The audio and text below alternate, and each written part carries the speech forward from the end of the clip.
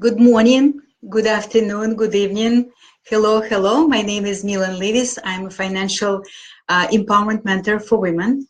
And I'm very happy to be with you today again. We're going to go over the second mini class covering managing money intentionally. And specifically today, we're going to talk about financial freedom rules, which I'm very passionate about. But before we begin, I just want to make a very important announcement. Today is the day when we actually open the door to my long-awaited Lasting Wealth Academy. Lasting Wealth Academy is a 4-month-long training that basically is a culmination of my years of work and experience and study in the field of money and building wealth. As you may know, my approach to building wealth is integrative approach. And the reason for this is because that's what worked for me. That's what allowed me to become financially independent within 7 years. And I only teach what I believe in, and I only teach what worked for me. So that's why in this academy, we're going to cover wealth mindset, dimension number 1. We're going to talk about intentional money management, dimension number 2. I believe the skill set is very important, practical skills, as well as spiritual and psychological ability to create lasting wealth. So again, number 1 is a dimension is wealth mindset. Number 2 is a skill set to manage your money intentionally and efficiently. Number 3 is how to grow your wealth through investing, through leverage. And number 4 is ability to leverage the power of the universe, to connect to your divine power within. So that's what this academy covers. And I can tell you that this is probably one of the most comprehensive trainings I'm aware of in terms of building approach to building lasting wealth from the holistic viewpoint. So I hope you will take time to look at more information. It's available on lastingwealthacademy.com. I will post the link below. And if you have any questions, I'm here to answer. But this is the great opportunity for you to start your journey to financial independence in your life. And one more thing before we begin our mini class, I just want to tell you that I decided to offer amazing bonus for those of you who, I like to reward action. So for those of you who make the decision to apply for this training, and this training is by application only because I want to make sure that it's the right fit for you and the right fit for me. So if you decide to apply for this training by the end of Sunday, you will receive a free ticket to my 3-day workshop in the south of France. And this workshop will be amazing. I will give more information about the workshop later. But you can find more information about this training, as well as the bonus that I'm offering until February 25th on the website Lasting Wealth Academy. Okay, so I hope we covered what was important to convey to you before we start the class. And let's start the class. So when I ask people, do they really want to become financially free, sometimes they feel like, I'm skeptical, or I'm like, what kind of question is that?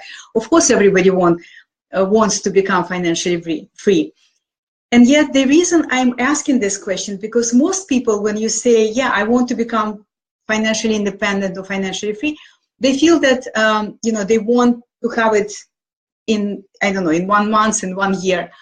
And, many people don't realize that it's actually a journey to wealth, journey to financial independence. It's truly transformational journey that, you have to have a vision, where you're going.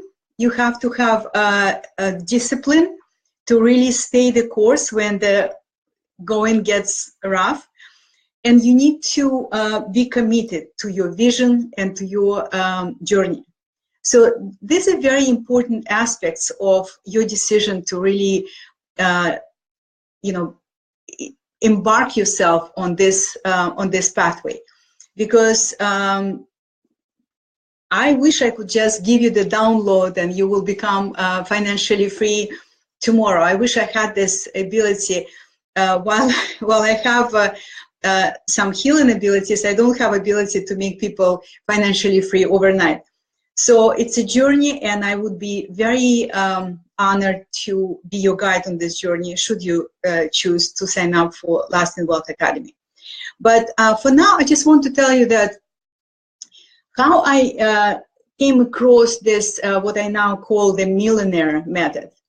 I made a lot of mistakes when, I, just like many people who may be watching this video right now, I wanted to become free. My core values in life, freedom and peace of mind.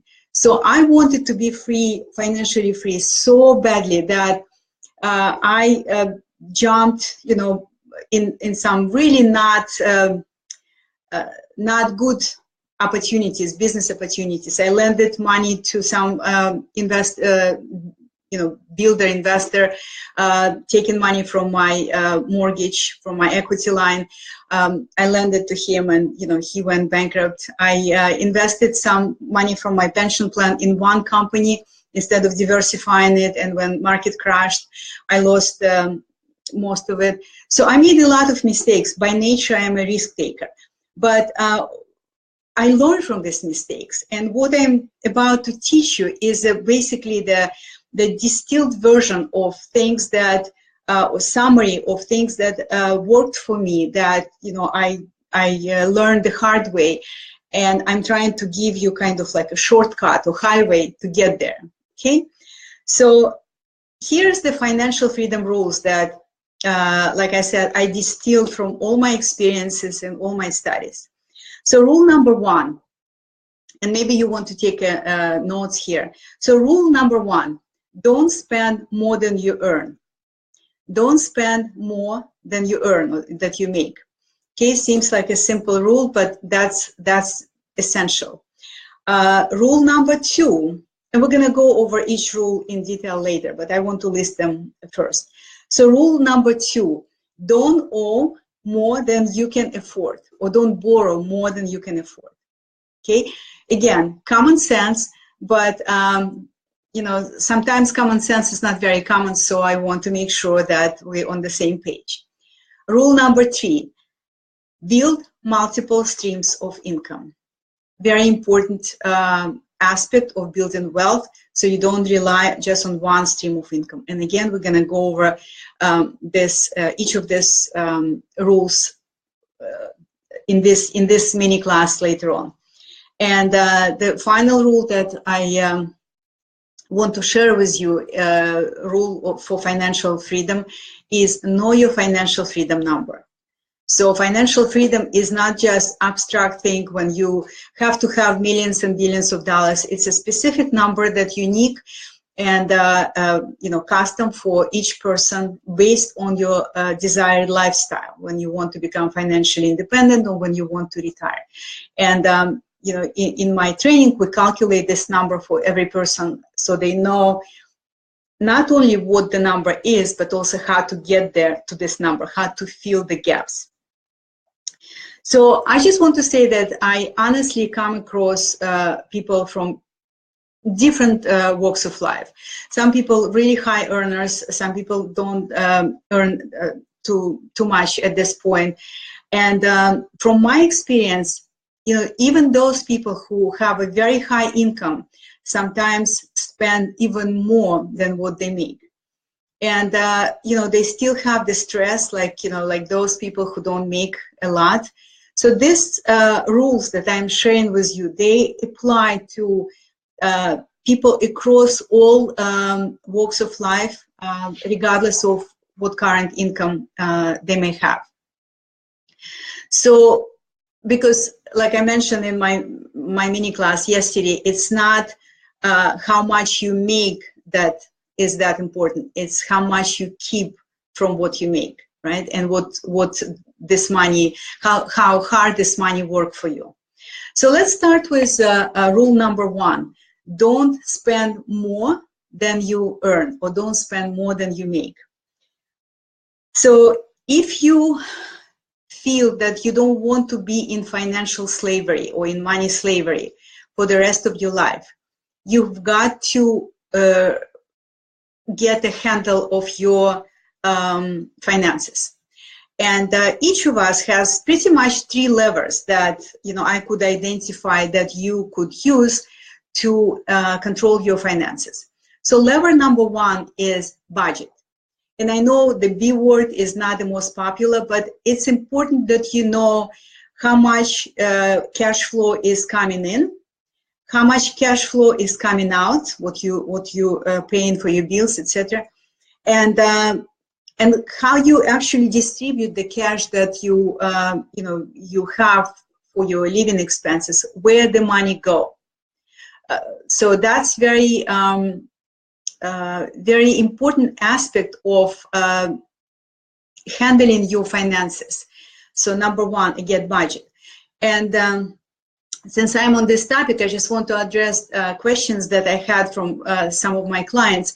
So they asked me about teething, like how do you actually allocate money, you know, into different buckets, so to speak, money buckets. So there are different approaches here. So first of all, teething, or maybe I don't pronounce it well, but basically 1/10 of your income, you know, allocated towards certain money buckets. It comes from a biblical approach to, you know, giving 10% of your income to your church, to your religious, institution, to your clergy. So that's where it comes from originally. So there is no scientific approach to this, but it's kind of like common sense, right? So the common approach is that you should put 10% of your income toward your savings. I call it pay yourself first. It's very important that you pay yourself first, and then whatever left you use for, you know, whatever you need to cover, whatever else you need to cover in terms of your expenses. But this is just like very, very, top level approach, I would say, because you don't want to spend 90% of your income on your lifestyle. Ultimately, the goal is that you have maybe 10% goes toward your savings until you fill your emergency fund of 3 to 6 months. Maybe 10% goes toward your investing, because, you know, once you fill your emergency fund, you want to start growing your money, saving money so that you can invest, so your money will grow. And then another 10% is recommended to donate to your favorite charities, because money needs to circulate. So whatever you get, portion of this needs to be given back to the society, to your favorite charities, so money doesn't stagnate. But so that's one approach. Another approach is basically very simple, that if you could live on 70% of your income in terms of your life expenses, lifestyle expenses, if you can use only 70%, that would be very good approach, very simple. And then you distribute this 30% over the money buckets that I just described: savings, investing, and donations. So that was the first lever that I talked about, budget. So the second lever is debit. So we all know, and I probably will have another class just on debit, because we all know that we have a lot of seductive opportunities in life. We want to buy a new house, we want to buy a new car, we want to go on a exotic vacation, and the credits from banks and credit companies are so available, so easily accessed, that it's very attractive to just take your credit card and pay for whatever you want to buy. Some people buy exotic vacations, some people buy cryptocurrencies on their credit cards. Buy it, but then think like, okay, how do I pay it off? So I want to remind you that, you know, this companies that give you this loans, they don't do it for you, they do it to you. They charge usually very high interest, you know that, and you know, especially credit card companies. So that could be it's a powerful tool. It's a leverage tool of leverage, but it's also high risk tool. So be careful with that. You know, again, I want to have a separate class on this, but be very careful how you use your credit card. If you don't have to use credit card, rather use debit card, so you will only spend what you have on your account, etc. But again, we're going to cover this likely on a separate class, because I think it's so important and so many people suffer from this. But in my training, I want to go beyond managing debt. You know, I always say that, you know, when you're paying off your debt, don't spend all the money that you have on paying off debt. Have portion going toward your savings. So there are some strategies that I want to teach you, but for now, I just want to tell you that handling your debt is the second lever that you have in terms of managing your money, in, you know, your family money or your business money. Okay. And the last lever, again, common sense, is your income. If you feel that you really like saving a lot and you're very careful with money and you like so vigilant to the point that, you know, you become frugal, which I believe that frugality is a aspect of, you know, scarcity mindset. But if you feel that you do everything you can and it's still not enough, you're still in a negative territory in terms of your cash flow, then maybe it's time for you to consider another source of income. So it's, you know, it's fairly, like, again, common sense. So you need to have your cash flow coming in should be higher than what is coming out. So you can adjust your budget, you can, you know, decrease your debt, and if it's still not enough, then maybe it's time for you to consider the third lever that you have, which is another source of income. The bottom line in this first, and we're still talking about rule number one, don't spend more than you earn. The bottom line in this rule number one, if you tired and had enough of money slavery, you have control. You do have control. I want you to remember that. And you just need to take responsibility and start handling your financial situation with this attitude of, yes, it's possible, I know what I want, and I can change it, right? So let's go to rule number two. Rule number two, don't owe more than you can afford. And we all know that it was time, I know in the US and probably in other countries, it was time when banks were just showering people with loans regardless of their ability to repay. And again, I remind you that when you get the loan, when you buy the house and you borrow money from the bank, you don't really own the house. You own you own the loan, or you're responsible for repaying this loan, because it's the bank that owns the house that you buy, as long as you borrow money for the mortgage. So just be mindful that the fact that you get money from the bank doesn't mean that, you know, it's a good idea for you to take this money, because ultimately you want to repay this loan, and you should be able to repay this. Otherwise, you will ruin your credit history, and you know, it's a lot of consequences that may come with not being able to pay your financial responsibilities. So I just want to say that when it comes to borrowing money, the rule that I have is to I borrow money for purchasing the asset that appreciates over time, right? As a general rule. Of course, like for example, real estate market goes up and down, but in general, real estate appreciates over time. So if you want to buy a car, try to avoid getting loan for buying a car, because as you know, a car is a form of asset that depreciates over time. So if you could save money and maybe buy a good mark car, but not the new car, and especially not to borrow money from the bank to buy the car, that probably would be very wise idea. Or if you want to use credit card, so I would suggest that you either pay credit card in full, because you know that credit card companies charge ridiculous interest on carry over balances. So you either pay in full or just use debit card. So because with debit card you only pay what you have on your account.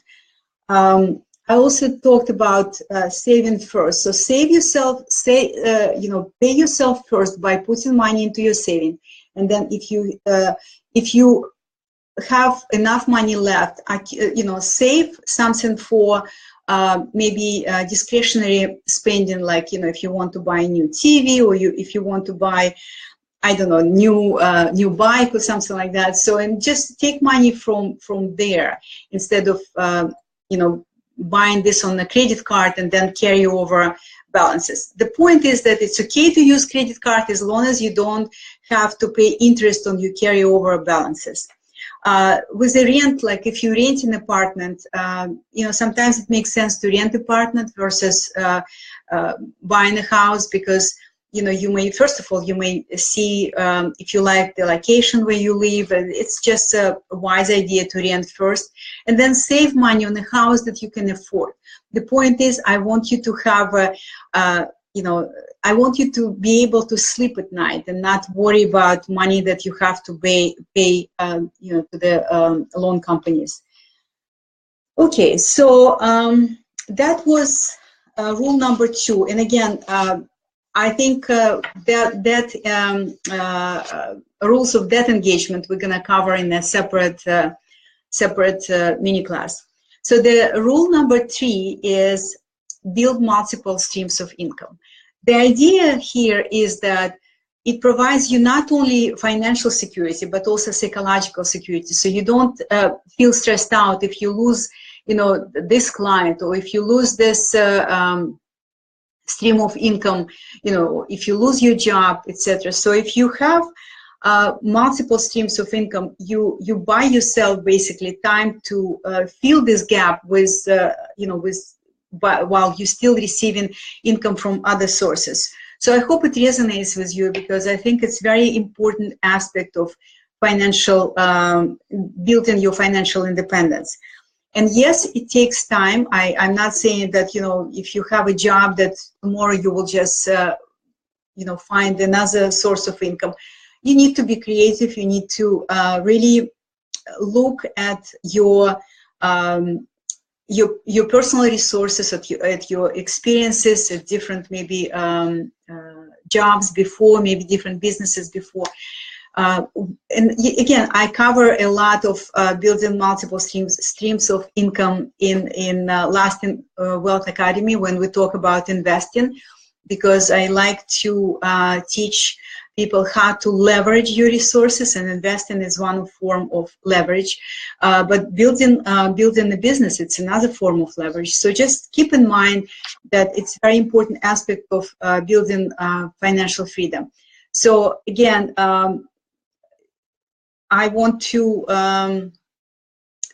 tell you that the additional streams of income could be across different different areas of life, right? It could be your rental real estate, it could be your main job or business, maybe teaching yoga or dance classes, maybe teaching painting or consulting in the area of your expertise, freelance writing, freelance photography, etc. So I'm just giving you this, top of the mind ideas.